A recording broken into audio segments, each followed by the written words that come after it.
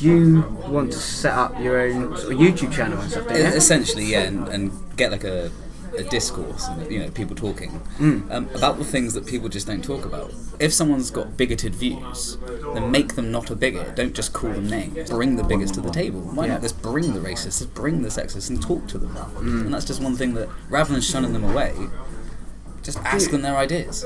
We've gone a bit too far. If we're censoring jokes where the context doesn't matter, everything you said offends me. Tell me a law that benefits men to the hindrance of women.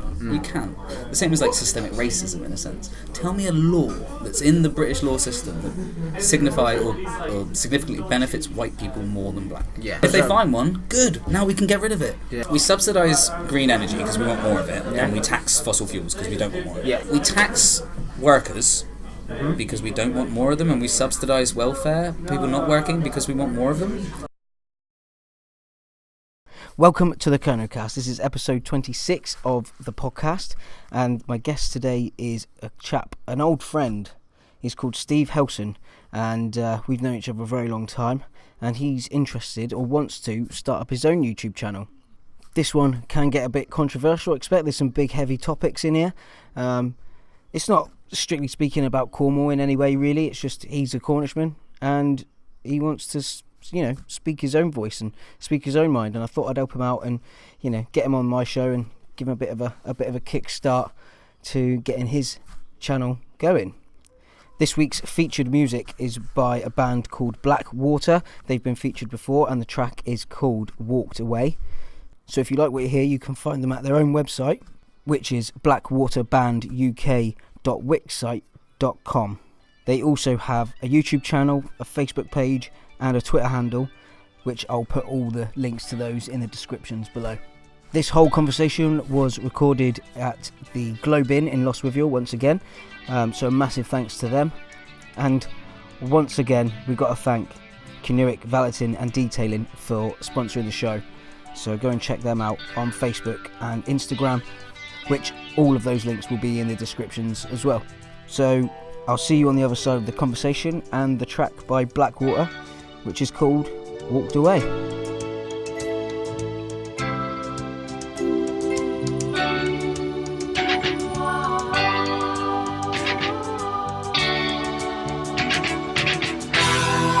Now you see what you've done for me. All for walking away.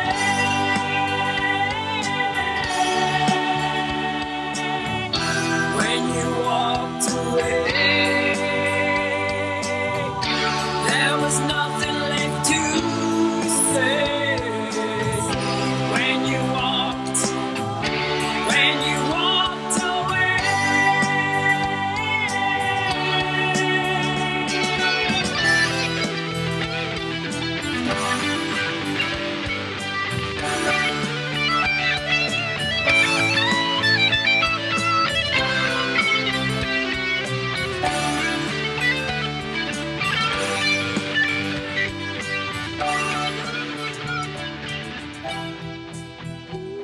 Welcome to the KernoCast. My guest today is Steve Helson. Oh. How you doing? I'm good, thank you. Yourself? Good. Very well, thanks. Very well. Good on the recording. So, just a bit of context for everyone listening. We've known each other for a very long time. Yeah, Probably primary school. Got to be back then. And I think the first time I met you was probably at rugby or something, like on a Saturday or something. Young. Yeah, young rugbies, and we've been on rugby tours and all sorts together. So you're pulling the tail end of people in, the calibre of people you can get on your show then. Yeah. So, but you wanted to sort of come on, and you've been speaking to me a lot in the last few weeks because you want to set up your own sort of YouTube channel and stuff, don't you? Essentially, yeah, and get like a discourse, and people talking about the things that people just don't talk about. It's without being opinionated. I'm up for debate, and I want to be educated. And if my views are incorrect, then I want people to have like substance in their argument and come back with me. Yeah. So instead of people just slandering and slaying each other, like say politically, find what the mutual ground is and see where they're opposing, Yeah. rather than just going, I think your idea is shit. which most people do, or label them straight out, like Corbyn as a communist or May as a dictator. Well, both of them are not, but we portray that, and it just almost take it to the extreme. Take their opinion to the extreme of what they're saying. But I want to take any idea that you have to the extremity, and if it can stand up to like scrutiny at that point, it's probably a good idea. Yeah. Fair. So how do you want to do this? Do you want to make your own? You told me you got a green screen. Yep. Which sounds cool. Thanks. And the little clips that you've shown me already look awesome. It is fun. Yeah. It is. But so do you want to make your own videos, or do you want to have make your own podcast like this? I think that's one of the problems, to be fair, is there's too many options on which one to go down. And then when you go and look at people on how to do it, they're so professionally done that you don't even think you can do it as well as the how-to videos. Yeah. Let alone to be in the caliber of the market where the people you're watching are. For example, PewDiePie. Yeah. There's a reason he's the best. And I can't compete with that straight off the bat. But then the fear of not being at that level, being ridiculed, or being compared to nothing like him, that's a setback before you start. Yeah, but I think, I've sort of thought that before. Before I've sort of started this up, and I thought, I'm not going to have the skills and the quality. But you to do took it. the plunge. But I've just gone. Actually, do you know what? It doesn't matter. Like, even if you've only got 100 people listening or watching your videos, it doesn't matter. That's still 100 people. Imagine standing in a room, and you've got to give a speech to those 100 people. Like, that's a lot of people. It is. And to engage that amount of people, I think's quite it's easier online. I mean, you are behind your screen, which is a safety net. Yeah. But one of the things I think recently with, like, say, lack of ambition in a lot of people is that we're so well connected. You can be ridiculed instantly. Oh, yeah. It's one of the things that I dabbled with recently, that one of the reasons that people, they've got all the tools to do anything. They've got the internet, we can learn anything we want to. Things like microphones and cameras are cheap now. They are. I mean, in any education, in any academic, anything. If I wanted to be a mechanic, I can do that. There's the internet. It's not that you have to go to mechanic school anymore. Not really. But people don't do it. People don't strive to do it. A lot, some people do, but I think the majority don't. And I think it's because we're so well connected that people aren't shooting for their dreams, in a sense. Because you don't want to be ridiculed at step one. So you stay in your status quo, in your normality. Yeah. And again, I want to start talking about these things. And anything that's like controversial and such as well. Yeah. Controversy is difficult as well, because if you're going to be controversial with your views and your voice, then you are subject to ridicule right off the bat. If you're going to be, well, that's like, cool. Of course, I have to. And if I'm incorrect, then you should be able to convince me otherwise. Again, if someone's got bigoted views, then make them not a bigot. Don't just call them names. Okay, I think you're bigoted because of reason A or B. I think they're bad reasons because of this. And if you can convince them otherwise, then you've done better than just slandering them and saying, your views are stupid. Because they're going to go away just offended rather than learning anything new. Yeah. And that's the reason, bring the bigots to the table. Why not just bring the racists, just bring the sexists and talk to them. And that's just one thing that, rather than shunning them away, just ask them their ideas.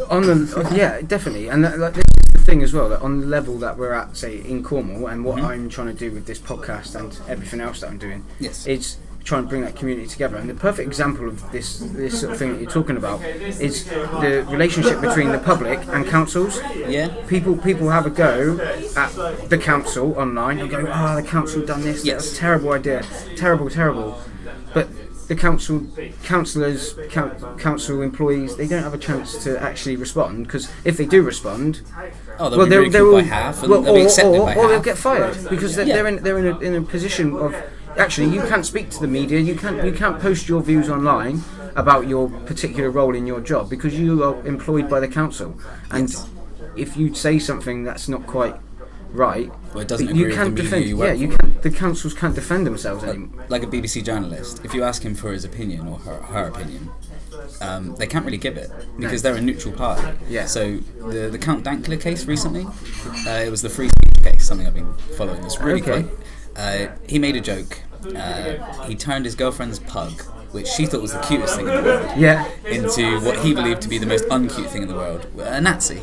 Oh right, yeah. And Oh, is this the thing where he taught him how to do a Nazi to do salute? the Roman salute, yeah. Yeah. When he said phrases, from the Holocaust and from Hitler and so on. I won't repeat them just in case you get censored for it. Well, Sickheim. And okay, so context, it's hilarious. He turned his girlfriend's dog into something that's the most ugliest thing in the world. yeah. At what point is it promoting the Nazism? Or promoting that Nazism is good? At no point. He's actually saying it's the worst thing in the world. It's making it the ugliest thing. Yet the court have now given him an £800 fine, which sets precedents, because British law is set by previous convictions. So now, context doesn't matter. And the BBC journalist, after the court case, asked Count Dankula, how does he feel about having said gas the Jews? And Count Dankula responded with, let me make sure I get it right, because it's a good the context matters, and the fact that you just said gas the Jews in a question to me is offensive to me.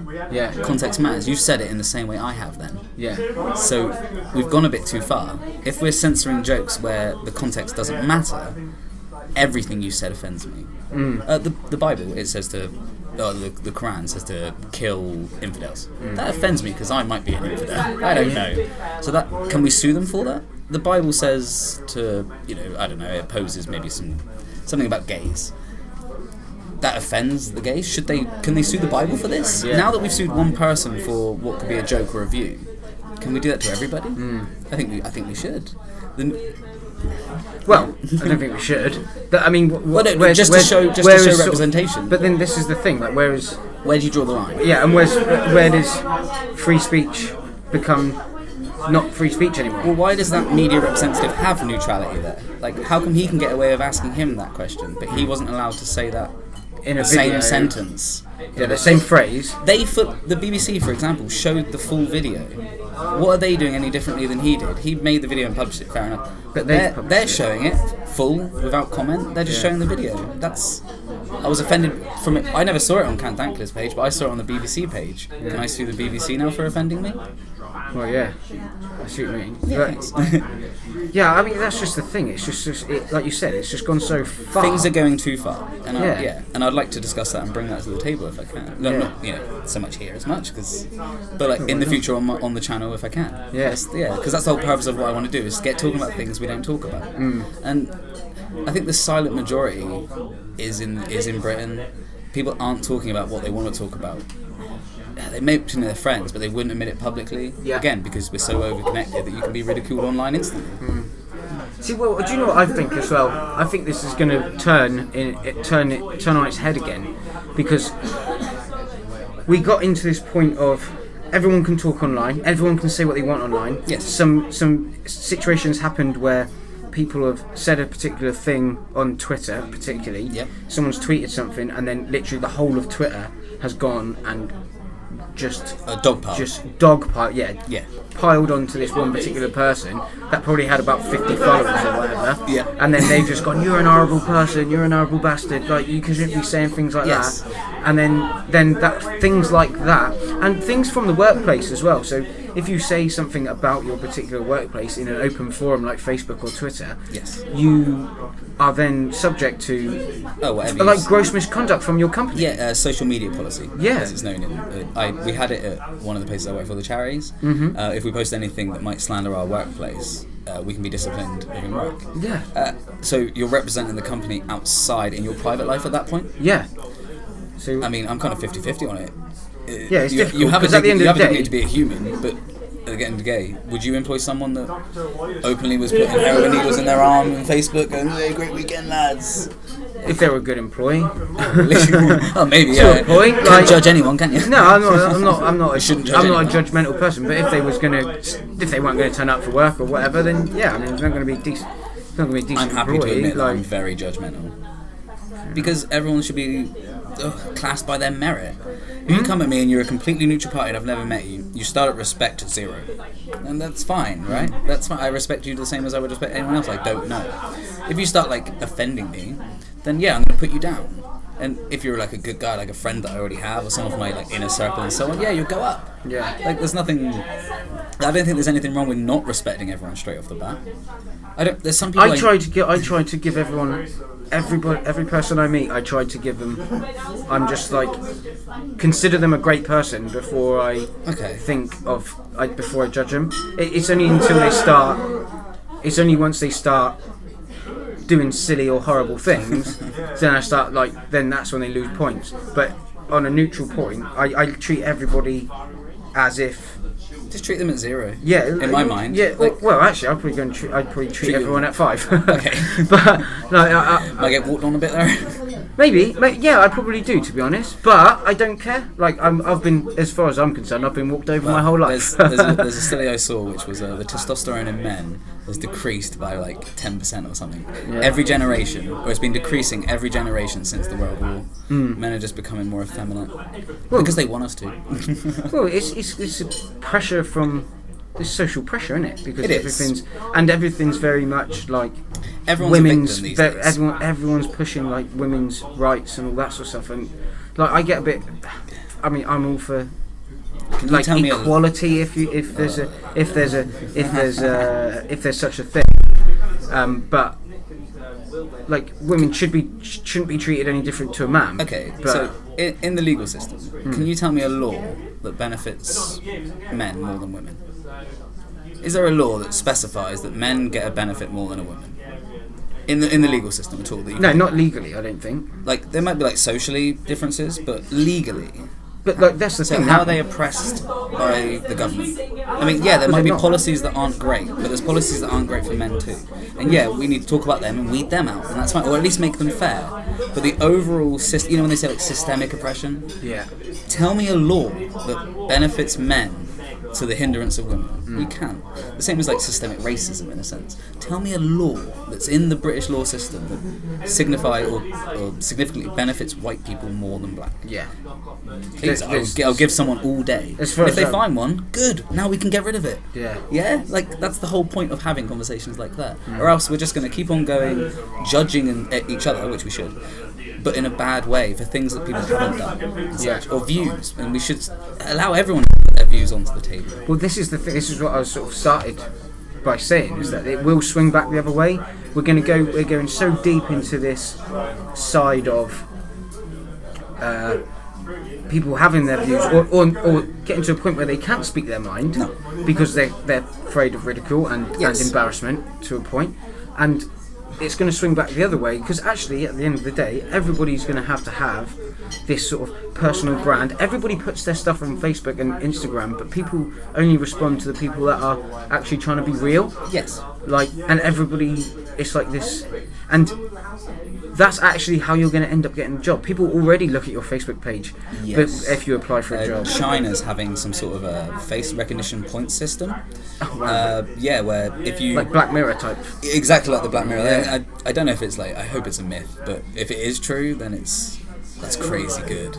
I mean, if you post good things on social media about your country, you get points, and there's a more chance that you'll get more like benefit money if you're on benefits, or like you'll be. What, you think that's good? No, I think it's crazy. Like, crazy good. Like oh my god, that's like a dystopian world. That's like a novel come true. That's like a Black Mirror episode. Yeah. And I love it. I punted. What, you'd like to see that in, like, you wouldn't like to see that? No, keep it over there. Keep it over there. Right, yeah. It You works. just want to see that crazy experiment over in that country. Isn't it called North Korea? I don't know. Yeah. That is messed up though. But this is the thing. This is with this level of technology and this level of checking Just on like people, watching, and you can see surveillance. Everything. Surveillance, this Edward Snowden type stuff. Well, one of the things that we have Wi-Fi everywhere, and if that could be connected everywhere, surely, like, say for example, cameras can do face recognition. Mm-hmm. Surely you can do just phone recognition, where your phones are just telling each other who owns which phone. So any normal person would have one phone on them. Okay, so it says that I'm Steve Helson. It's bouncing around. Now, why not that if someone suddenly walks into a plaza and they don't have a phone, it does the check and sees that they don't have a phone. Why? That's more suspicious than someone that does have a phone, in a sense. Are they homeless? Okay, fair enough, we can block them up. But if they're like in a suit and such, maybe they've just forgot their phone. Are they carrying a briefcase? Maybe and have a look at something like security in a sense, because that would tell you exactly who the person is. Face recognition is the same, but this can talk, whereas you can cover your face. You can't cover a. Well, at the end of the day, really, that algorithm, if they can create that algorithm and the means to do it, because everyone walks into, like, say if you walked into a specific shopping mall or whatever, Drake Circus or whatever, say for that, you walk in there, that's probably got Wi-Fi in there. Yeah. People that go in there regularly probably connected to it. Yep. All the other phones are connected to it. Yep. Everybody. Your Facebook's already always. Everybody's Facebook is automatically connected and signed in. Yep. Like, for example, Facebook and all the other social. Any other social network is available. Well, yeah, but like, there's no reason why. As long as if that algorithm exists, there's no reason for that to not happen. But what? But is it invading privacy? Again, who draws the line between privacy and security? There won't be any. Essentially, have we gone too far? But then have we not? We don't hear about the failed terror attacks. So that means, is it working? Well, we haven't heard about them. Are they doing anything? But do they? Why don't? But they don't tell you about that. Right? Is that a good thing or a bad thing? Yeah, they should tell you. What? Of every single one that's failed? I would like that. Yeah, they should. They should tell you. Because the amount of energy they put into telling you about the one that did happen. Or start promoting yourself a little bit. Well, then it may show the tactics of how we use to fault them, and in which case that could be a breach of security, I guess. I don't know. Devil's advocate. What is the reason to not tell? Like, just on that, you don't have to tell them how you caught them. You just tell them that we breached this, we sorted out this terror attack.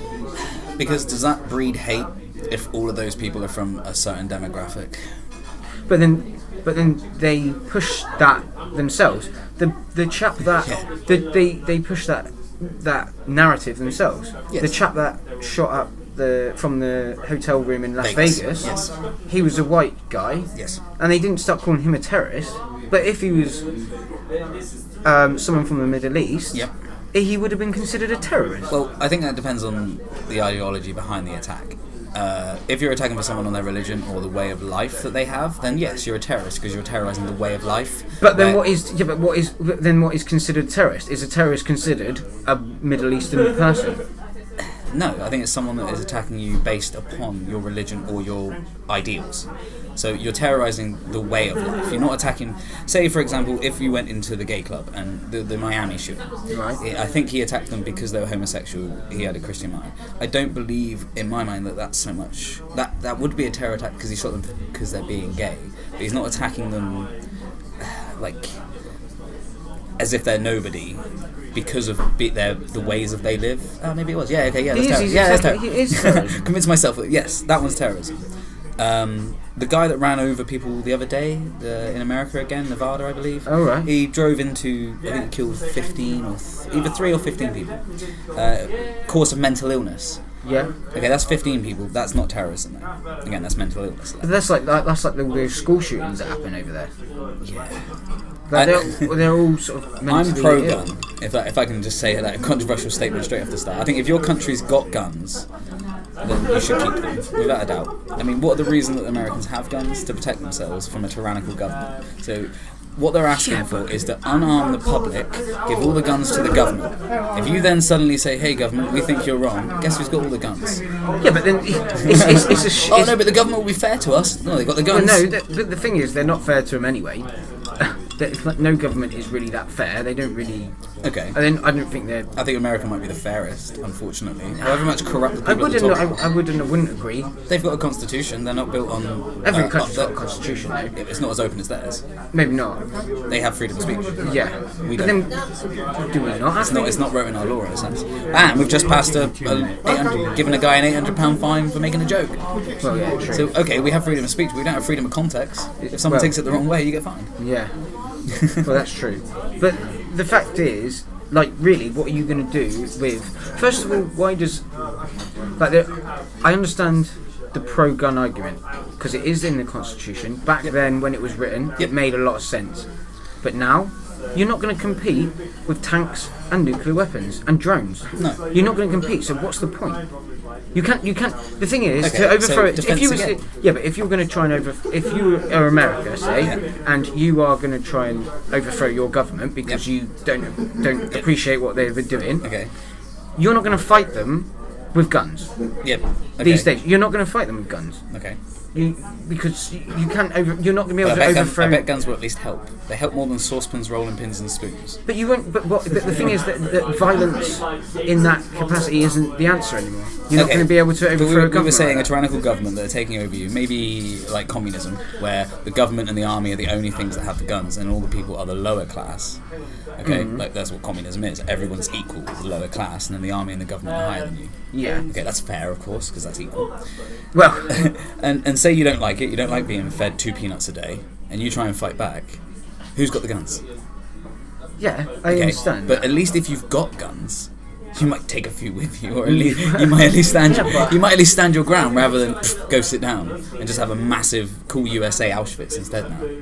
You know, like Korea again, North Korea. The army's got the guns and everyone loves the place. But we see it from the outside. It's a horrible place.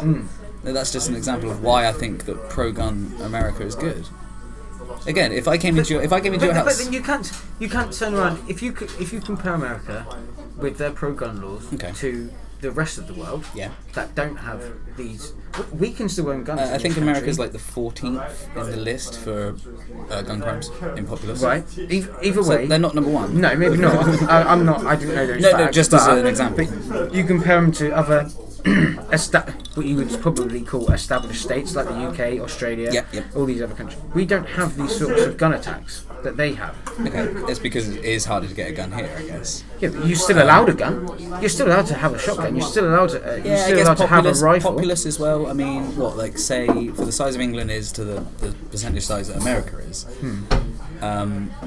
So like 4 gun attacks here in a year might be the equivalent to 2,000 gun attacks. I don't know what the But you populous don't numbers are. get the gun attacks of the scale that they We have. don't You hear might have about gun them as attacks. often. You'll get the gun attack over here would be. Okay, should we ban probably- knives? Should we ban knives in London? You can. But that kind of is bad. But they're already- You can't carry. they're you can't already carry there. Knives. But Okay, you can't. I think all You can't Americans- carry knives. You're banned from carrying knives in public. Yet knife crime is rising. Now you're not allowed to. You're not allowed to carry guns. How much damage? Like by carrying a knife, how much damage are you going to do compared to an automatic assault rifle? Correct, but in a crowded place like this, probably still like X amount of people depending on Well, the you particular could just occasion. run around and. Yeah, you can't stop someone doing that. But No. but if I was running at you with a knife and you had a gun, you could stop me. Hey, I'll set the table up for you. Yeah. The Nevada. But- there was a shooting the other day in a Waffle House where an unarmed man. But then who's going to stop the person with the gun? You could just carry a gun around and just go, I'm really annoyed now. Bam, too late. You're just going to stop. Okay, you could do that at any point in time anyway. You could just get a gun on the black market and do it. Well, yeah. But wouldn't it be nicer to have a good go with a gun at that point? That's what the police are, aren't they? Wouldn't you rather that someone was but- like, hey, I've got one. Okay, someone comes in, everybody freeze. I don't know. I just think it's just such. Like, I don't think that America should do away with all their guns. I think they should just have a bit more structure to their gun laws. I think that's a myth that we have. Watching a lot of things, like over here, we believe that they can open a bank account and get a gun. Maybe from like independent traders, but if you go and buy a licensed gun from a licensed gun trader, I'm sure the checks are like. They must be through the roof with all the media attention it gets. Maybe surely it must be. Well, now it must be. it They must. must be doing more things. But then at the end of the day, that's not written into the law. So you could literally walk into Let a me bring gun you back, store and bring pick back up a to weapon. the Waffle House shooting then.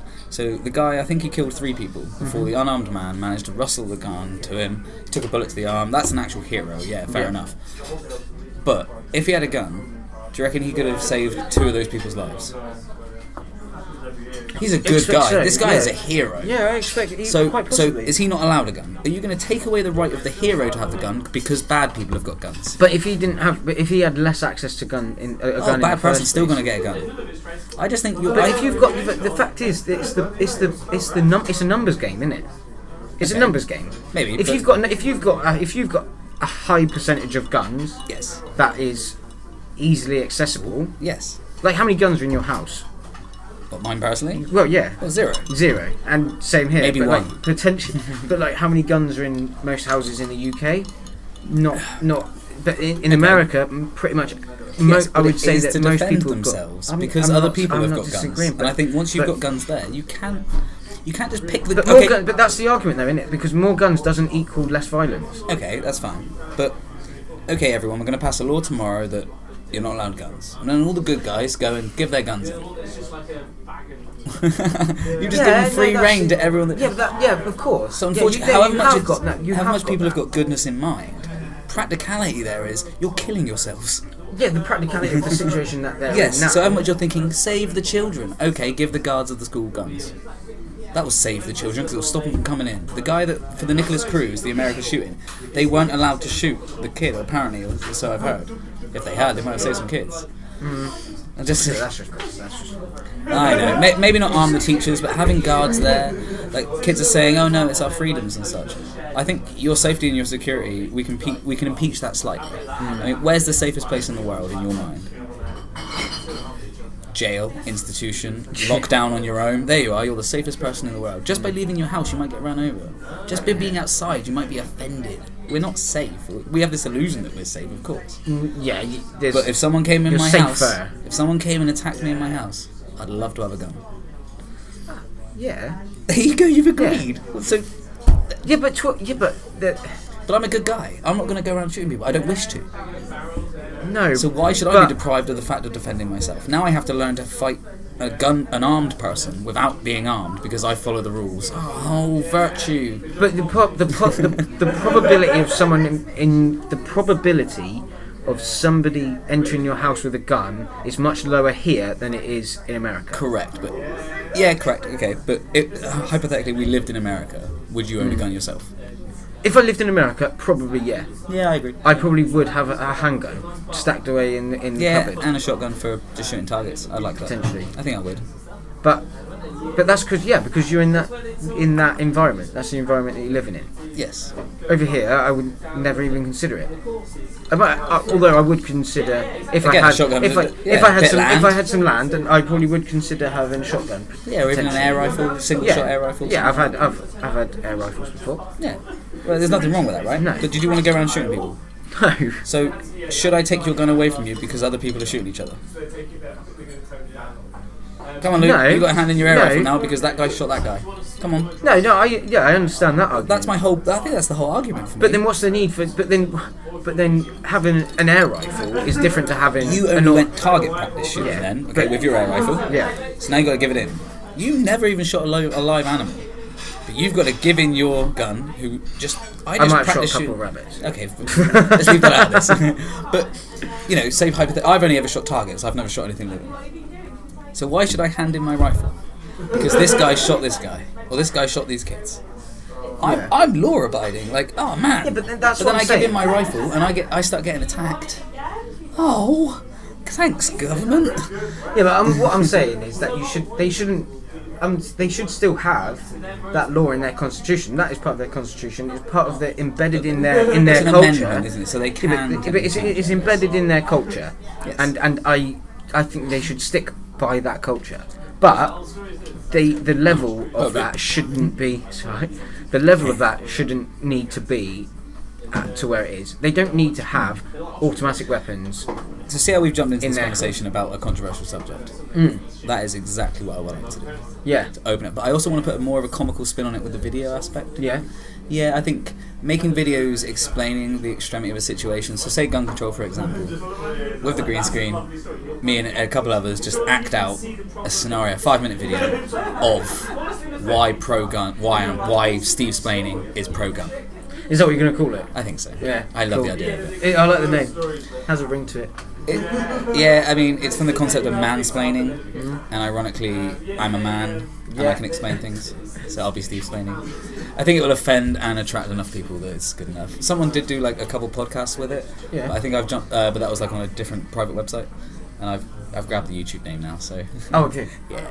Hopefully, I'm going to get a few things out there soon. But again, I think it comes down to almost being ridiculed before you start. Is one of the reasons. Because again, I want to talk about the controversial subjects, i.e., gun control, immigration is another one, and to get the abuse straight off the bat for having an opinion, I mean, that will falter someone. And that's all I have is my opinions. But I want to be educated and I want to debate it. So rather than people saying, oh my god, he's bigoted and opinionated. Well, yeah, aren't you bigoted and opinionated for having those views against mine? Yeah. Yeah. So let's bring it to the table and chat. And also, I'll make a funny video about whatever you say, so don't say something too stupid. So I've got more time than you. Yeah, I tell you, how are you? So you've not made any videos or anything yet? No, we're only getting content and like practicing ways to do it and to use the equipment we've got. Right. I'd rather at You're least gonna get do a this with moderate someone thing else? out there. Well, I've got a guy that's like okay with like computers and such, so hopefully he's just got time as well. He works nights, and so he's got time to do a bit in the day. Okay. And So I'm you can lucky film enough, in the evening or Yeah. something before he goes to work, and then he can edit it in the daytime. and I'm sort of lucky enough where the wife keeps control of the house. She's really good at it, and I'm grateful for it. And it gives me time to think outside the box and to think about the things that people don't. You know, like at work, people will be like, "Hey, have you seen Love Island?" I'm like, "No," because I don't watch that stuff. Yeah. The wife gives me time to sort of to read books or to listen to intelligent people speak, debating each other, and just for like philosophy, for example. Like something I've really got into recently, and I mean, I love it. It's What sort of things? just history and the ways that like we've gone through thought, you know, from Socrates, Aristotle. Like I don't think there's much modern day, but if you go Free Domain Radio, there's a guy called Stefan Molyneux. Yeah. It's a really interesting. I think I may have sent you a couple. Me too. And it's a really interesting interpretation because I really resonate with some of the things he does say. And unfortunately, he's got that platform already, so I can't take that one. Yeah. But I think everyone can resonate from learning a bit of philosophy, just learning a bit of why, rather than thinking that you're already correct.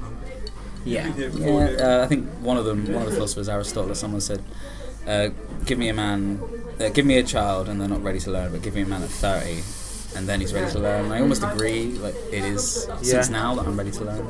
Yeah, I feel similar. I mean, I've always been interested in learning.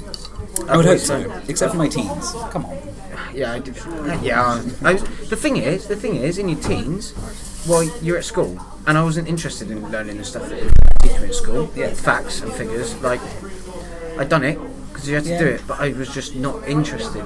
Like, if they started teaching, it's the way they go about it too. Yes. And now with this freedom of internet and where you can find your own information, getting better. you can literally go and learn what you want from whoever you want, because there's hundreds of people trying to teach you a certain specific thing. Well, that's almost one of the conspiracy controversial subjects is, are they just putting kids in the schools to churn them out to be at an IQ where they can work mediocre jobs that will help benefit the economy?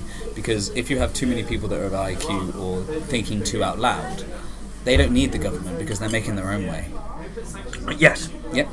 I agree. So This is just churn out people that can remember the date of the Battle of Hastings off by heart and be proud that they know when it was, but have no idea of the significance of the Battle of Hastings. Yeah. 1066. Yeah. You know what I mean, as an example, don't know that that was when we fought off the Vikings, I believe, or something like that. I even can't remember. But we all know the date. Hello. Yeah. Yeah. So we have the means to learn it, but if you want to learn that, go into it and learn it. But technically, you can learn that from economics. You can learn that. One of the things I will be looking at, and I've looked briefly, is how big empires fell. Yeah. So like how Rome fell, the Ottoman Empire fell, the Mayans fell. They were all people that were top of their game, the Egyptian, so on. Yeah. They were all the pinnacle. They were the top. Everyone thought they were going to be the greatest, kind of like Forever. what the West is now.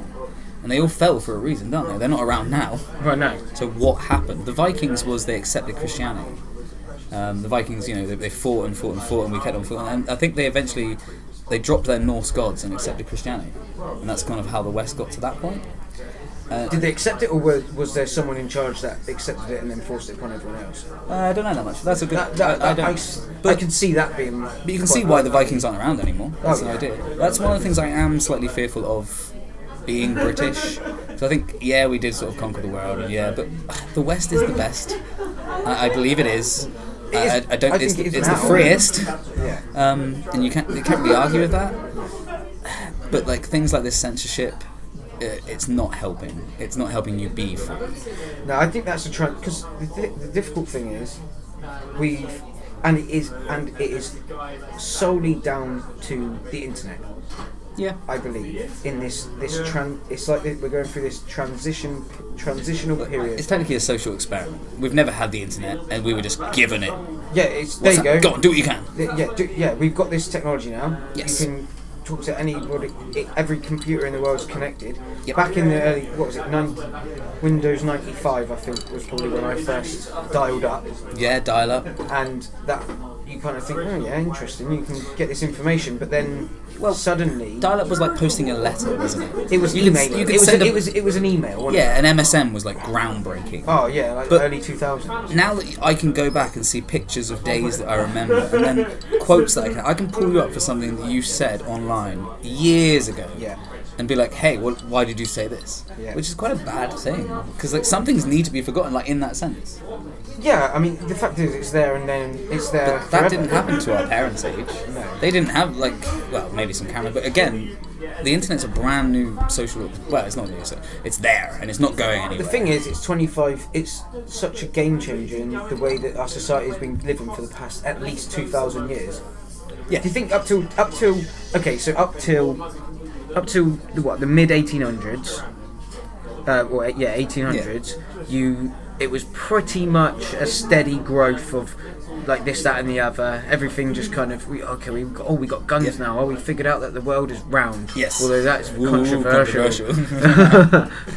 But we figured out these small steps. We just made small increments here and there, and we got to this point where suddenly we had hit the Industrial Revolution. Yeah. This is when Britain really took over. Technological singularities is where you've hit the Rubicon or the event horizon. You've gone too far. You can't go back.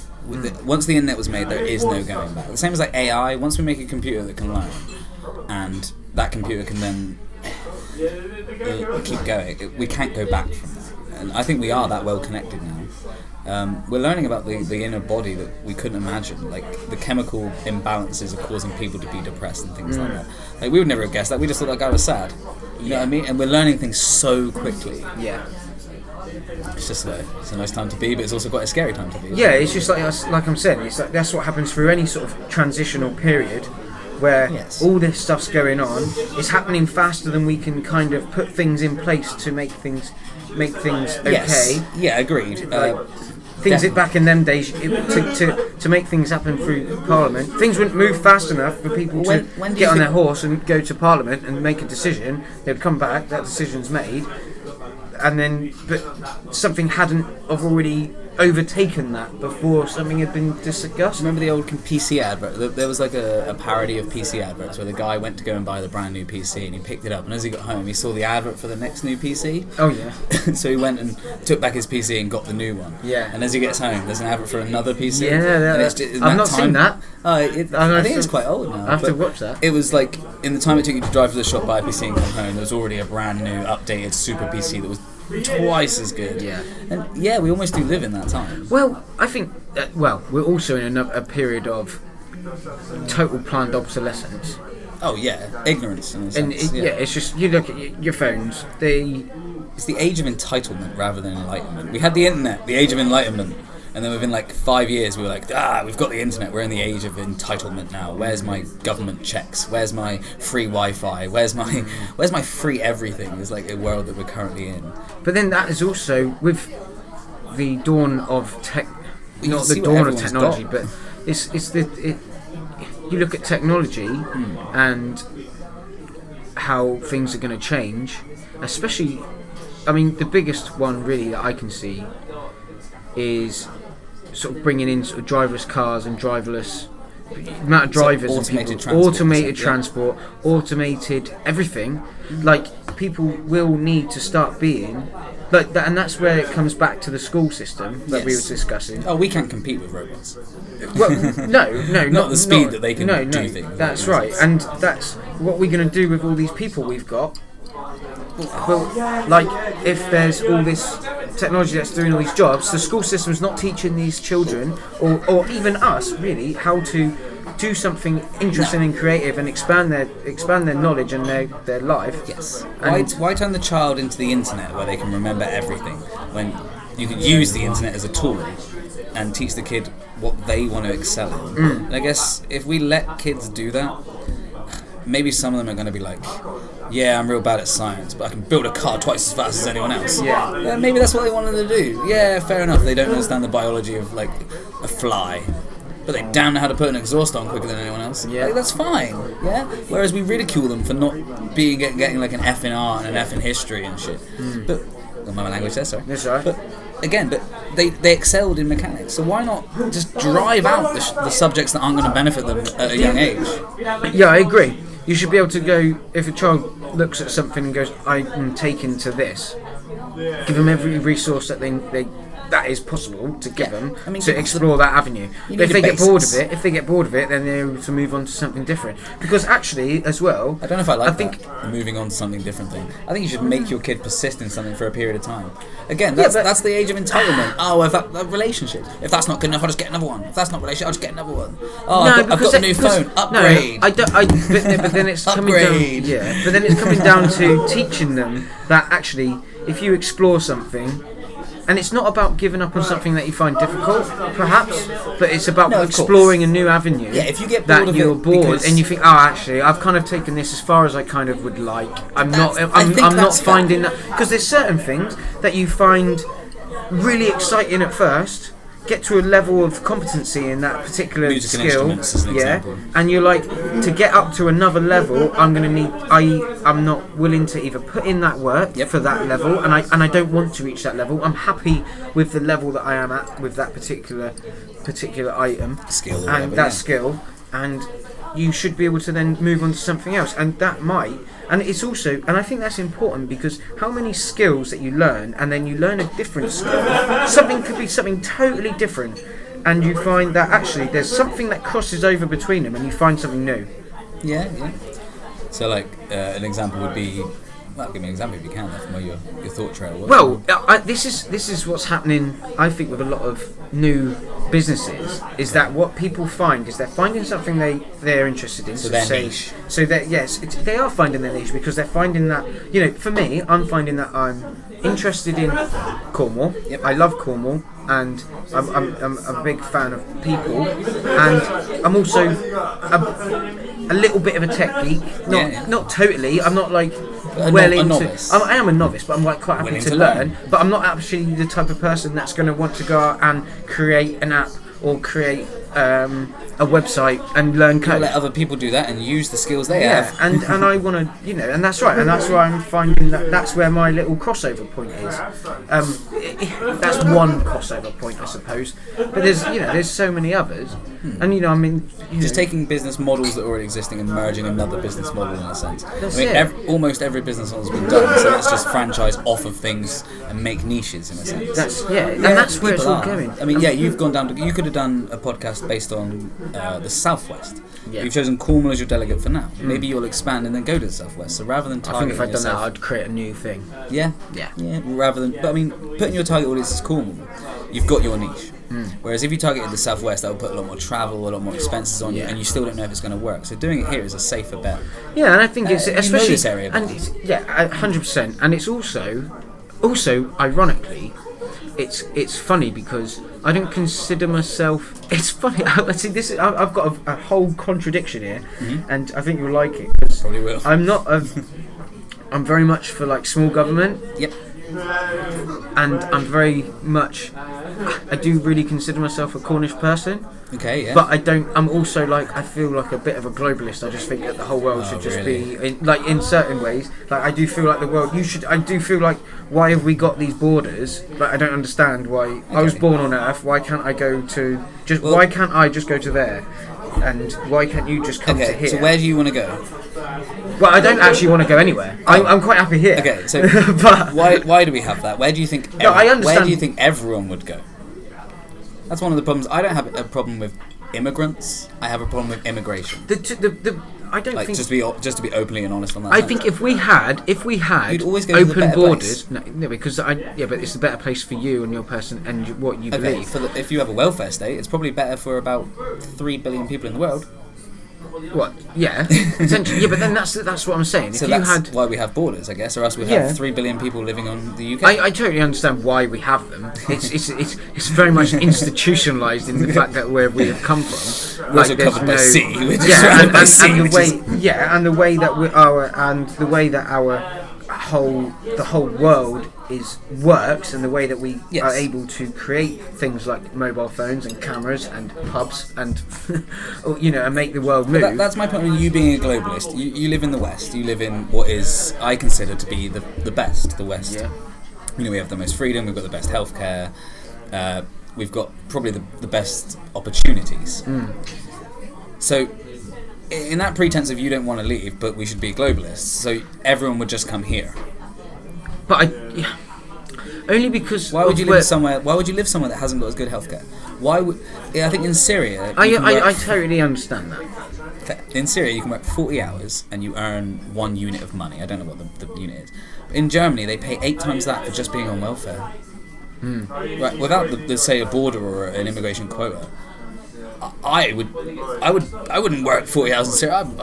My country's at war. See you later. I'm going to Germany. Wouldn't you? It makes Well, sense. yeah. But then they're going to leave in mass numbers because we offer that system. Unfortunately, rather than helping them benefit their own country, we take in the higher IQ ones first and give them papers and such so they could help our economy. And then we're allowing sort of the lower end, in that sense, to flood the lower end job market, which is causing more people to be on the welfare. Yeah.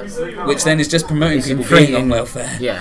And of course, then more people see this and they're like, "Yeah, I want some of that pie too," and that makes it hard. But I think that is a Yeah, reason. people are like. Then people start getting in this mindset of, well, they're coming over here getting The age it. of Why can't I entitlement. just get it? Yeah. Yeah, entirely so. Exactly. And again, in no reason do I ever want to blame the immigrants. They're doing exactly what I would have done in that situation.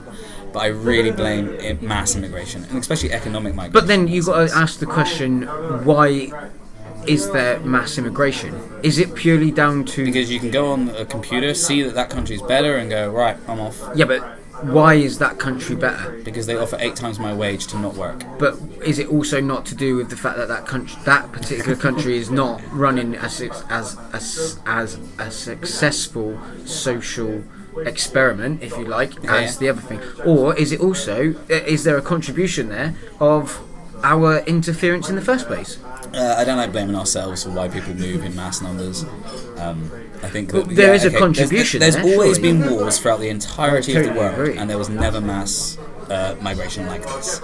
Now, just that we're all connected and we can see the wars are happening, I still don't believe that that's a reason to have mass migration.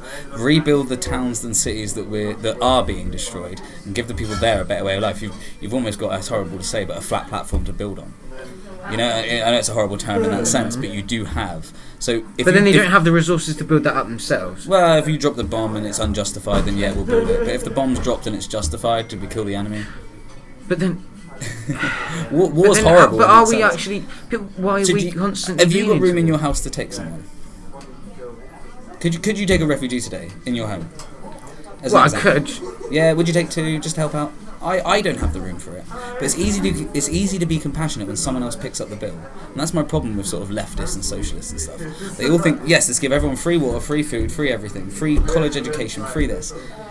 Who picks up that bill? All these people on this side vote for it and they want it, but who is going to cover that? And the guys on the right, or the middle and the right, they're saying, hey, let's just work out the numbers. They get ridiculed for not wanting to help people. And I think that's bad, because I believe I'm dead in the middle, and all I'm saying is, hey, you want all these things, how are we going to fund them? I agree. And if we can't afford it as it Excuse is, me. by letting in large numbers of people, how do you think we're going to be able to afford it even more? I do sympathise with that. I hope. I thank sympathise. you, I sympathise with that point. Like, how are you meant to pay for it? We are clearly. Well, we complain that clearly the struggle NHS with waiting it lines are already. too long, and we complain that the schools are overcrowded, and we complain that the public services are underfunded. We live in an ageing population as the UK. If we had left it that way a little while, the population would have been sort of slowly increasing or stagnating, and we could have found and dealt with the low numbers that we have. But by having mass numbers of people coming in a sense, we're influxing on it, you and are we still can't talking. figure it out. Isn't the net migration number like less than 100,000 people? I mean, what's Aren't we breeding more people than we are bringing in? Essentially so, yes, but that's just a numbers game in that sense. But we're adding to the problem in a sense. Not that they're a problem, Oh, yeah. of course, but we're adding to the situation. Yeah. I mean, you know the whole, say America, they're like, oh, the Mexicans come in and they do the jobs that they don't want to do. again, because we have a welfare state, people are paid not to work. And these, say for example, the Mexicans come in and then they clean the pools, they clean the cars, they do the driveways, they do the jobs that Americans don't want to do. If you stop the welfare side of it, I bet pretty quickly when they look in their cupboards and there's no bread, they'll be willing to do the jobs that they're not willing to do. Yeah. But because we've caused this economy to start with, is it there to stay? I said to my friend Rich the other day about a dystopian novel idea where everyone in the world is self-employed. Everyone, no matter what, you're only paid for what you're worth. And I really like the idea of that say for example, one of the hot topics that I put, the controversial ones in the book, would be that this woman and this woman work exactly the same rate and they get paid £10 an hour. Yeah. This one gets pregnant and then is unable to lift certain boxes or climb ladders and such. Her pay gets docked because of it, because now she is unable to do exactly the same job as this woman here. I know, it's controversial. Yeah. Again, everyone is paid solely on what they're worth. At that specific time. Yeah, and hopefully the story will follow probably both of these two in that sense. The dad, of course, having to pick up extra hours, but is only get paid for what he's worth. So, like, say if you were taller than me, in a supermarket, you can stack the higher shelves quicker than I can, and you get paid more than me. Even though we're doing the same job, you're better at it. Mm-hmm. And I don't think that's a horrible dystopian world. You're paid on your worth. Children are worth nothing. There's no child benefit. You have to have been in position to afford to have the children. Children are full of potential, so they're 0 to infinity. But you are worth what you put into society, solely.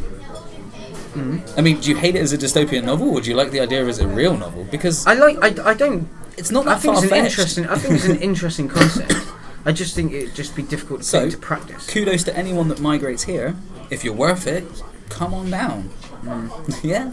Yeah, I can see that. But then it's just the question of how can you judge people on what their worth is? So the person that is paying that person, so say if we've got someone that is paying us, yes, and we're doing the same job, how do they measure so I guess there would the be skill? How do they measure that? There would be a government, but it's the same as how do... No, but how, just as an employee, or like, okay, so we're two self-employed people, there's someone sat over there, that's our boss. Yes. He's getting paid his worth of X amount of how he does his job.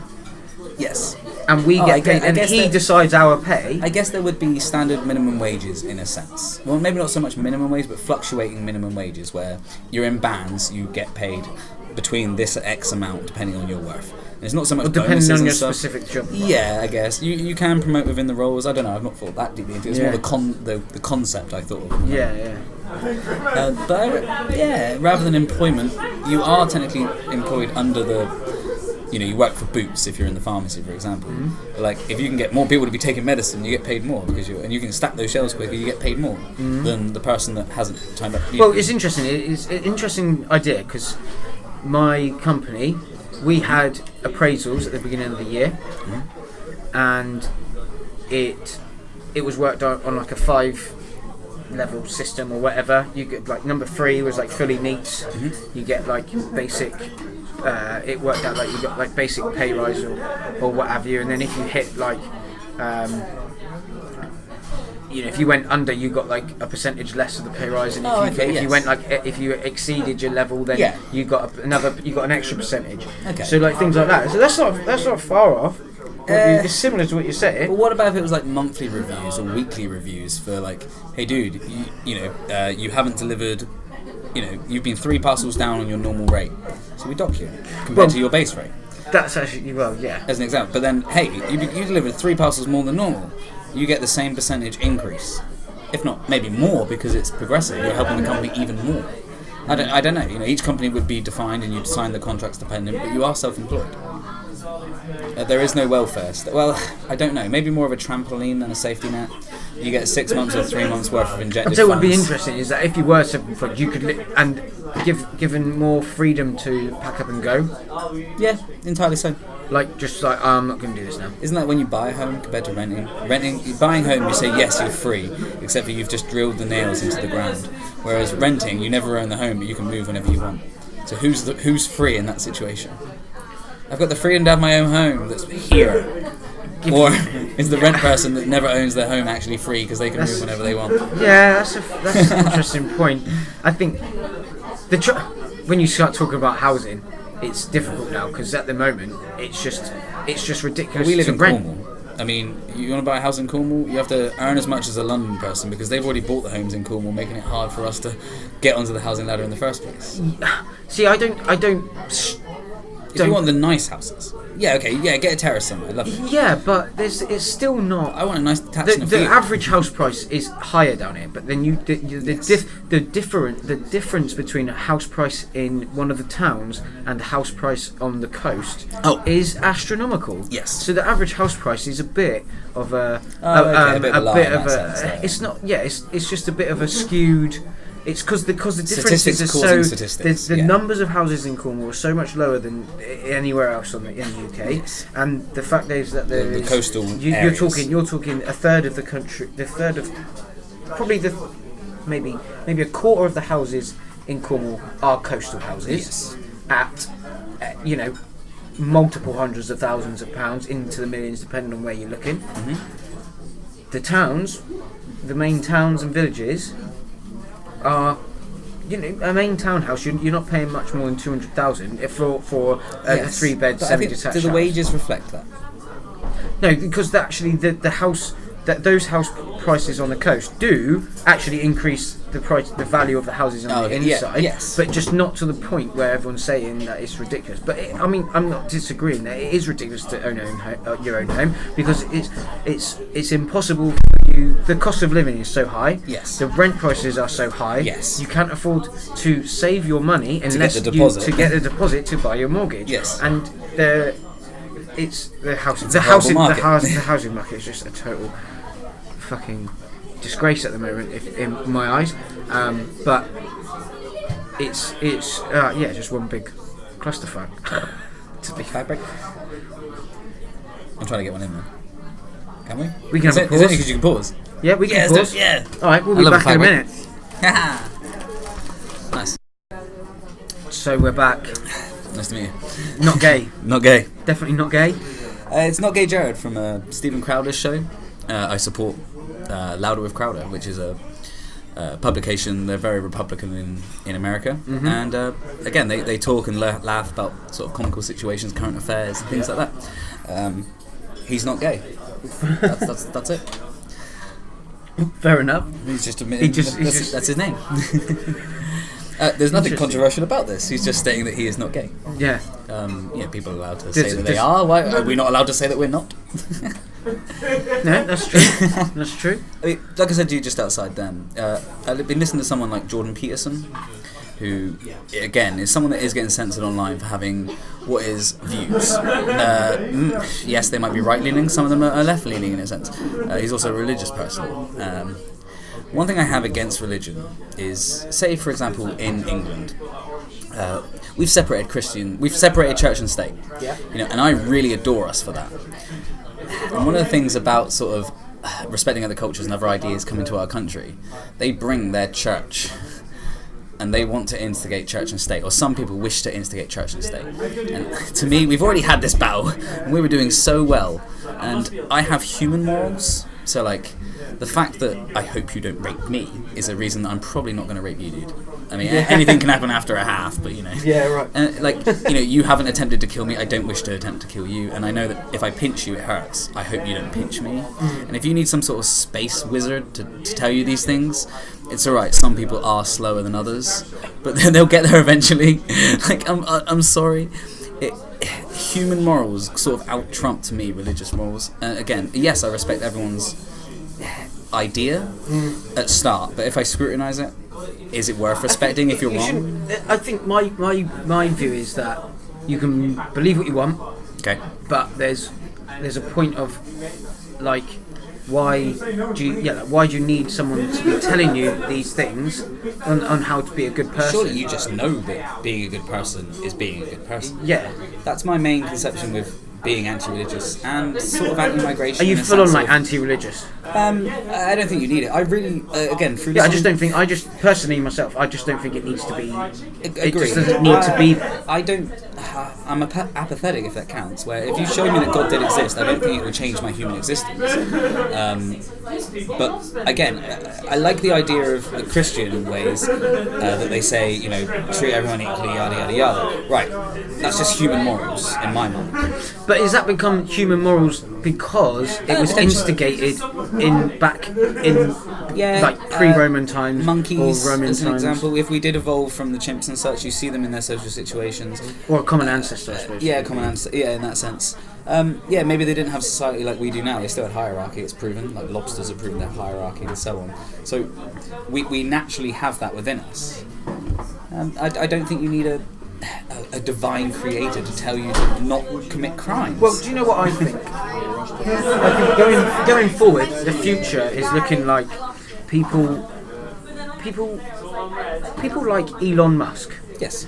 People love the guy. I love the guy. I love the guy. He shot a car into space. He knows what He is a super villain. Despicable But- Me 3. Elon Musk. Yeah, but do you know? Yeah, but do you know the anonymous group? Yep. Or, The activist. Well, yeah, the hacktivist or groups. hacktivist group, whatever. They follow this principle where if someone comes up with an idea, Yep. and people like that idea, the people that like that idea will support that Yes. person's idea and Yes. help make that idea happen. Yes.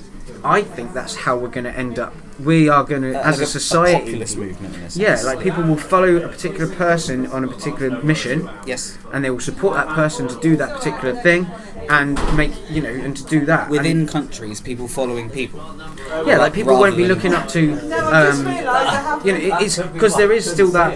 Because you still end up with that level of hierarchy. You've got the person that's come up with the idea and leading the idea. Again. But they're not ultimately in charge of Would there everything. be a welfare state between groups?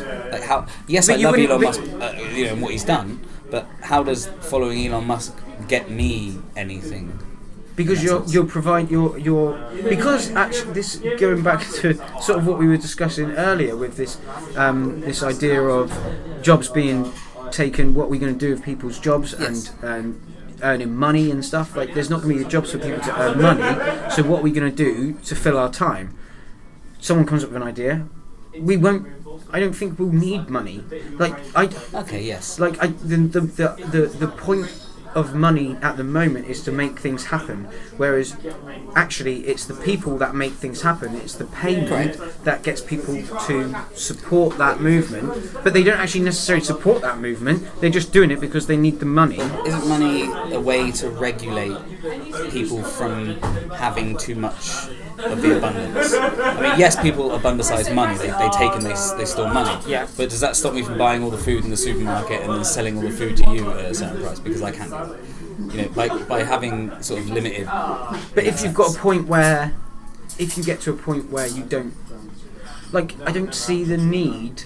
Why is it that electricity? Why can't we just all have free electricity? Can we use free water as well? Yeah, so free I'm a little water. bit better on that one. So I saw a Yeah, free post the water, other same day. sort of thing. I saw a It's post a the other necessity. day that said we shouldn't deprive things. We shouldn't profit from things that if it's deprived, someone can die. So we shouldn't give. We shouldn't charge people for water. Yeah. Okay, and a rule in England is that free water is fine. In that sense. Yes, you've got the freedom to go down to a lake and get some water. You've got the freedom to take a bottle into a coffee shop and they'll fill it with water. Probably this pub, if you came in like this and you want, they'll probably give you some water. That's fine. Oh yeah. But laying the pipes cost money, and cleaning that water and servicing it and coming to fix the pipes if they break, and the fact that the water isn't full of limescale and such. Yeah. That all costs. But at the same time, if the idea Yes. or the way that is structured is in a way that there is a certain amount of group of people Yes. that decide that they are full on we want to make sure that Yes. water is available for every single person. Yep. And they will join that group to Yep. make that happen. Okay. Without having to get paid for it. Well, rather than having just the ideas and moaning about it, these people could jump on the capitalist world, make a damn name for themselves, make a shitload of money, and then implement this idea. rather than just going, hey, we've all got this voice and we're going to keep moaning about something we don't believe we can change.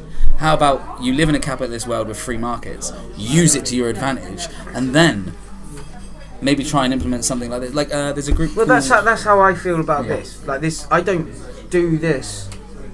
I don't want to do this for the monetary advantage. Okay, yeah. I just understand that the money is the catalyst to make more things happen. Yes, and to entirely make because I can't do this full time without the money because of the society we live in. Yes, But But if I was able to make do a it, minimum wage job from this, you'd be able to increase the content and, of course, hopefully give better things out. yeah, exactly, and make a better call. Like that's really the goal. And Yeah, if you could better call and at the same time make a humble living. I mean, I'm someone that I live a humble life right now. You know, I'm probably less than £1,000 savings in my bank. I'm not someone that's scared to say it. You can look at me. I don't do my hair every time I go out. You know, I don't care. I'm not of a rich middle class person. But even saying that, I was quickly driven from the left to the middle because it's easy to be compassionate when someone picks up the bill. I can't say that enough. I was for free education. I was for giving people more money that needed it and having benefits for this, that and the other. And then I just I looked at ways that, of course, big nations have fallen, and it is unsustainable policies.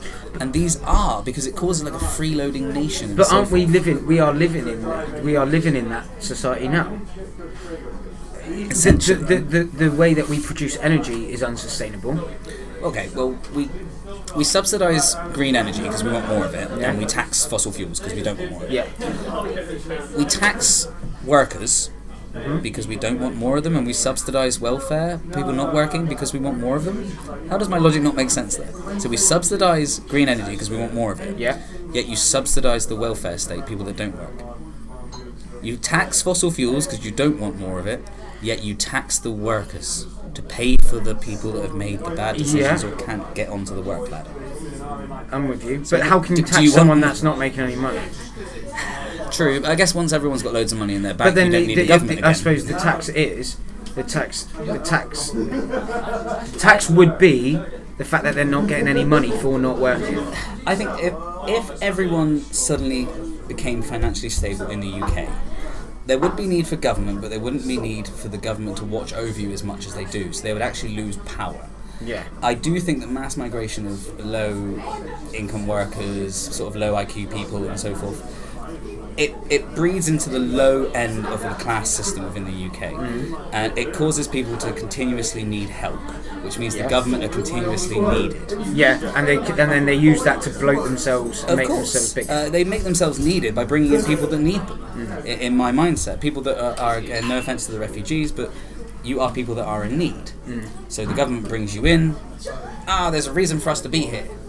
Whereas if everyone was financially stable, or at least getting on with their own business and able to just function, you wouldn't need such a big government with the powers that are there. Do you think this? I don't know if this is a very good segue, but Let me try our best.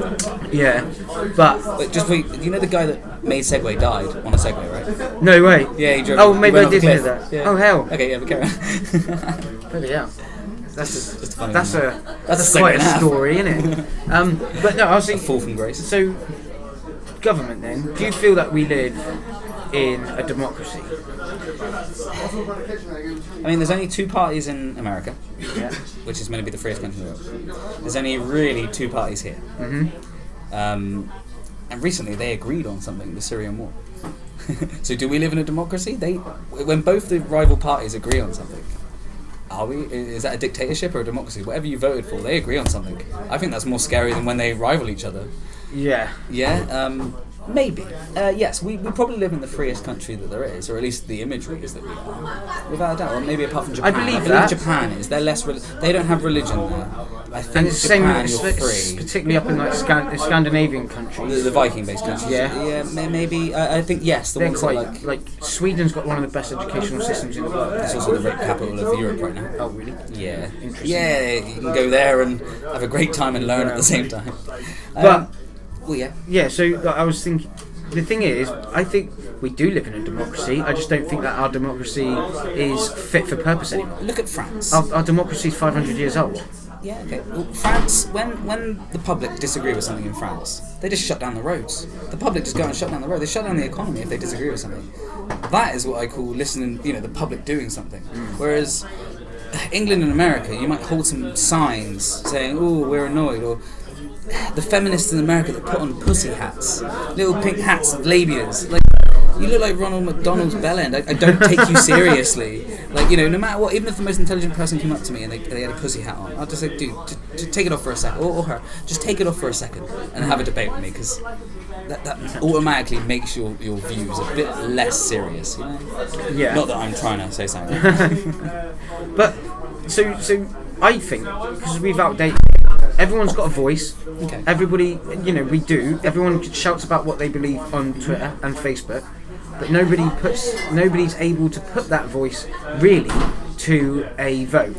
The fact is, we vote. Me and you both vote for our representative.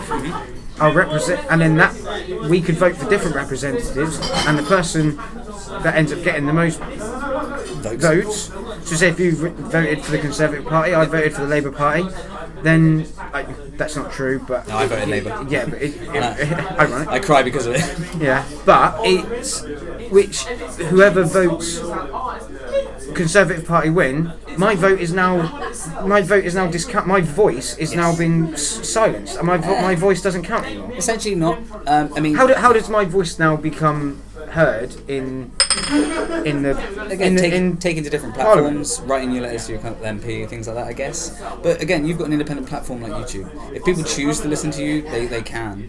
I mean, but that doesn't mean that I have a say with regards to politics anymore, and laws and how things are done. We're having this conversation now, and again, if only 10 people listen to this, and one person goes and tells their friend, and that person then tells their friend, you don't know if you started something without, you may not have the big platform, but you can still talk about it, and people can choose to listen to you. You're not censored right now. No, but that's still the same as me voicing my opinion on Twitter. Yeah. Like, it doesn't make a difference. I guess it depends on your merits again. If the substance of your worth has got girth on it, if what you're saying has actually got any substance. I'm not going to take engineering advice from I don't know, a librarian that's never read a book on engineering. But I would probably a guy or a girl that built a submarine. I'd probably more than happy to take engineering advice from that person. So, like, again, does what you're trying to talk about, does your substance have worth? No, I don't think that is what I'm trying to talk about. Oh, okay. That's fine if not. Like, because you can talk about politics all you like. What I'm trying to say is everybody has an equal. Everybody is meant to have an equal say in our parliamentary system.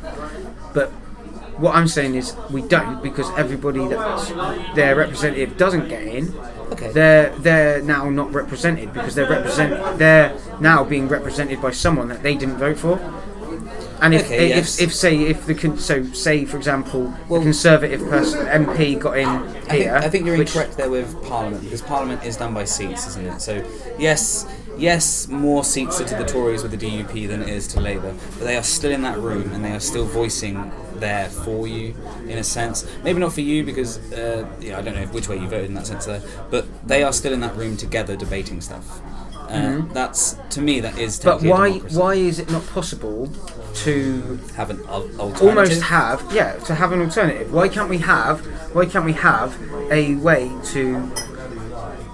We vote for a particular, like the cabinet. Okay. We vote for the cabinet. Everybody so there's each position is up for grabs. Yep. Foreign Secretary, Home Secretary. You have, I don't know how many there are, but say if there's 25 of them, we can all vote for that particular person. They all campaign for themselves. Yep. We pick that one person to fill that position, right? I think that take cabinet, away the people. Because then that cabinet, then to make anything happen, that cabinet comes up with a specific, like 4 or 5 options. Yep. And then those 4 or 5 options get put out to the public, and then the people that decide to vote on that particular subject, the majority that goes through, that happens. If you don't vote for that particular subject, then you've lost your vote. Okay. Then Well, what about one government? Okay, no, it's sounding a bit fascist, sounding a bit dictatorship, but instead the government serve the people, which they're meant to do, and instead of having their own ideas, which they're not allowed anymore, every job centre in the UK has a couple, like the gambling boxes, the gambling, the gambling roulette machines. Yeah. And that is a vote machine now, and you get your national insurance and your fingerprint.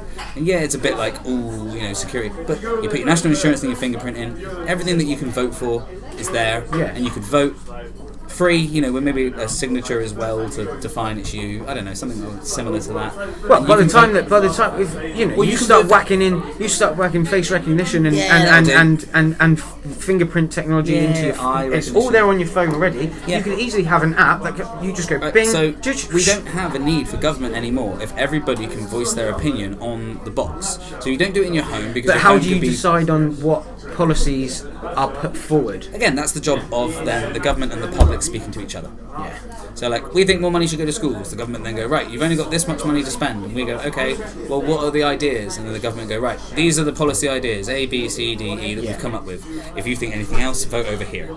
And then what they would do is most people would go, B's the best for my area, right, so they will vote B, hypothetically. And then they implement that policy. Yeah. There's no, rival, in a sense. The public have chosen it. Yeah, So that's right. That's the way that I would consider the new system without a government, I guess. That would be my idea for it, is everybody would then technically have a voice. The government are there to protect the system and the public, and the public's right is to make the decisions. Yeah. If you don't want to make a decision on it, right, don't. You don't bother. Yeah, you don't have to vote. I think currently... And you should have the freedom to not decide on a particular option. Correct. And just go with what everyone else... The people that do care will vote. I've got one thing with the way that governments currently are is... You have the left and the right then. The Tories are the rich old people with money and they don't care about people. And they try and balance the books. And the left, they make policies where they're spending loads of money and they care about everyone and all they want to do is spend money. And they think that, they could just implement things that will benefit everyone under the disguise of doing good. Yeah. Okay, that's fine. Now, unfortunately, if you're poor, what are you going to vote for? Probably what gets you more free stuff. Yeah. If you're a low IQ person and can't get the most basic job, unfortunately, you're going to vote for what gets you the most stuff. And unfortunately, that is a world we live in where you don't vote for... You vote for party policies, in a sense. But what about if the policy was we could balance everything out a little bit and have one government that benefits us? Because having two parties means I have to pick a camp. Yeah. And I don't agree with both of them on a lot of things. But why do I have to pick a camp? What, if there was one thing and we could all pick the individual policies, then that, fox hunting, yes. Because then you actually get a right idea of what that your one person. Yeah. You can then choose what you agree with on what would be considered right-wing things, and what you consider. I did hear the other day. There's a reason actually why you can't implement something like this, because in British law you cannot impose something upon the next generation. So I do believe that we have to keep ourselves as a free society. We have to stay as we are, the status quo. We can't implement a new government formula or model because that will bind the future generations. I think that's something. I did hear something recently upon that, because then you're tying the hands of future generations rather than allowing them to be in a free market situation. Even though, yes, I believe that what we're saying leads to a freer market, I do think that's something there.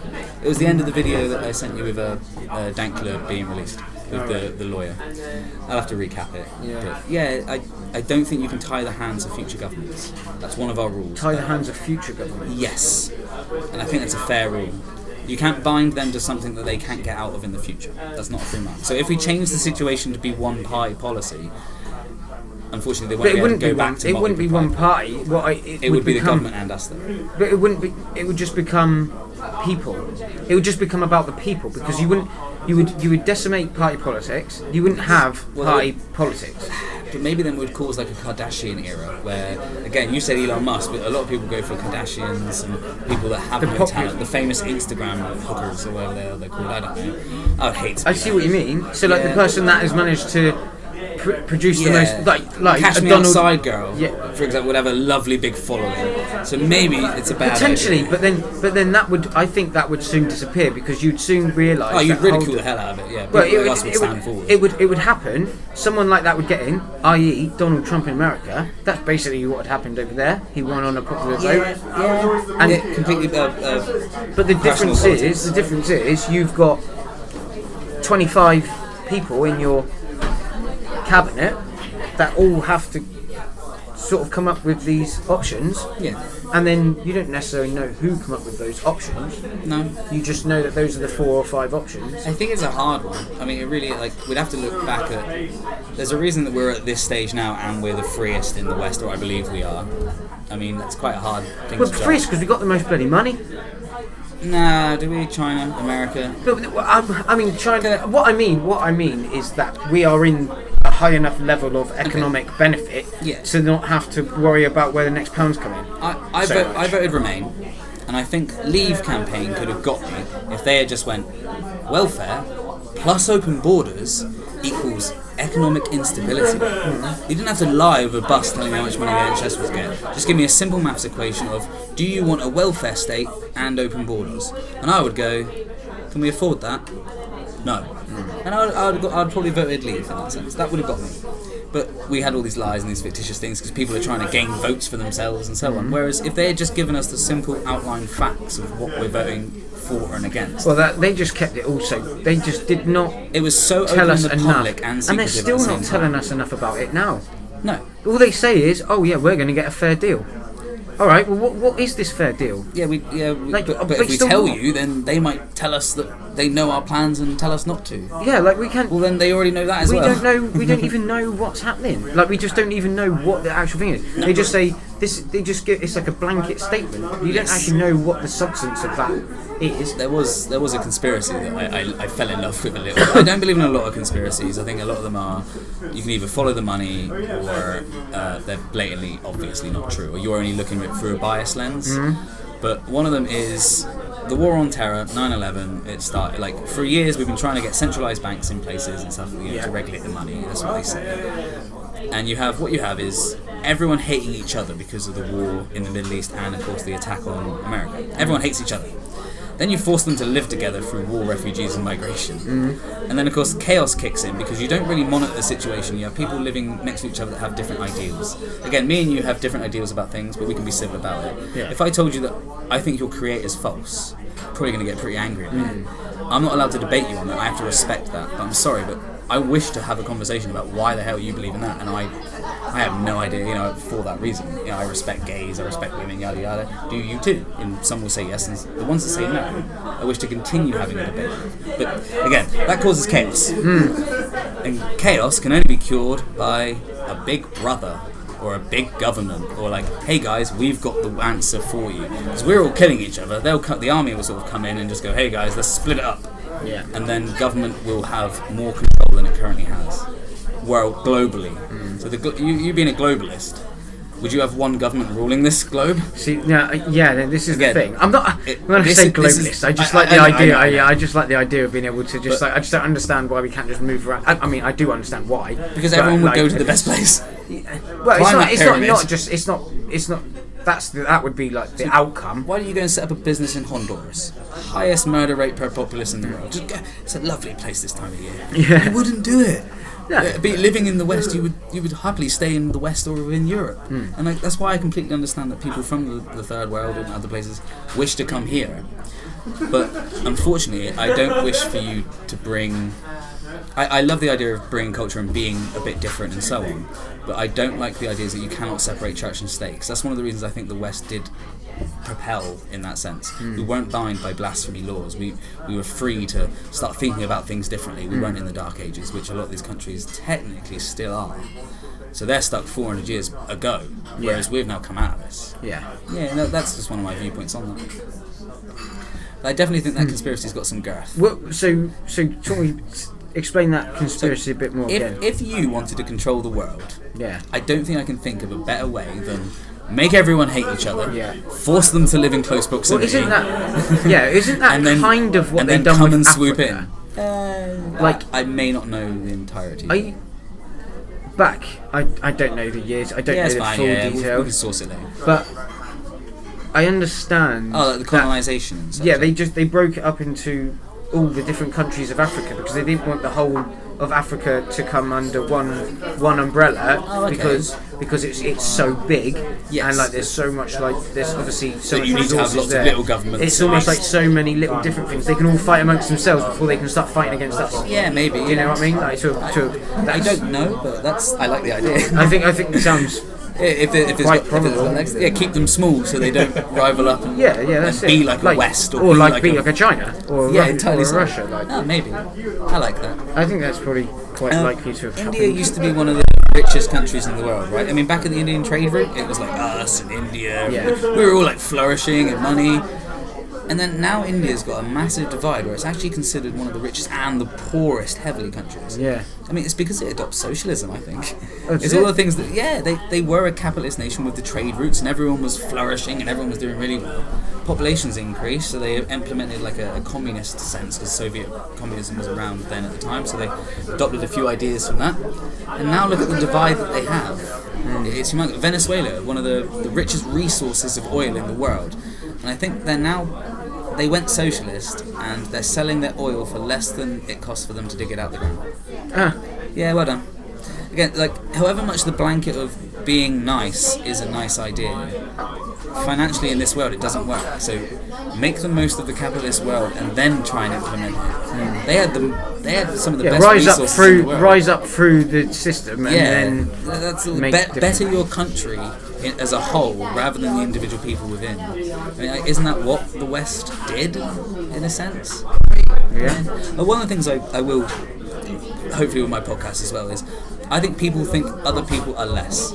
So I will ridicule immigrants, I'll ridicule anyone of religion, I'll ridicule anyone from wherever they came from. Because I see you on a flat level with me. Yeah. But people that go, oh no, don't pick on them because they're downtrodden. Why, do you see them as lesser? As an example then? So for example, you can't take the mick out of the Syrian refugees. They've had a bad time. Nah, bring them on down and we'll joke and laugh about them and hopefully they can do the same about us if they assimilate and so on. Because that is almost a British way, isn't it? Chin up, mock yourself and stand tall. Yeah. And if you wish to come here and be British, well, stand tall as well. And I'm going to mock you. And hopefully you'll mock me back. You know, like, for example, when you call your friends the C word, it doesn't cause any harm. You call someone in the street a C word, there's a bit of It's a foul problem. play there. Imagine if we could call everyone that. That's my definition of it, because it causes you no offence when I call you it. Oh, no. At all. But other people it does. So But then that's also the level of. I see you as an equal to me. Whereas Yeah, I mean that's that's dependent. It's also dependent on relationship, isn't the it? N word is a great example there. So people of colour can call other people of colour the word. We know that that's fine. But if you were to call someone that's a hate crime. Yeah. That's a crime so bad it's got its own definition. Okay, so who considers are they that downtrodden that you need to give them specialist treatment for crimes? I don't believe so. Everyone is equal, then that is just a crime, or grow some thicker skin, or I know that's got a lot of bad terms about that word for a long time, but it is just a word. True. Again, but if you can call your friends it when someone else calls you it, maybe that person's your friend. Yeah, like it is a hard concept. Some people take things differently then, I guess. But again, that's context, and that brings me back to It is all the about censorship. Context. It is all context. Yeah, things that people say. Nice. You happy?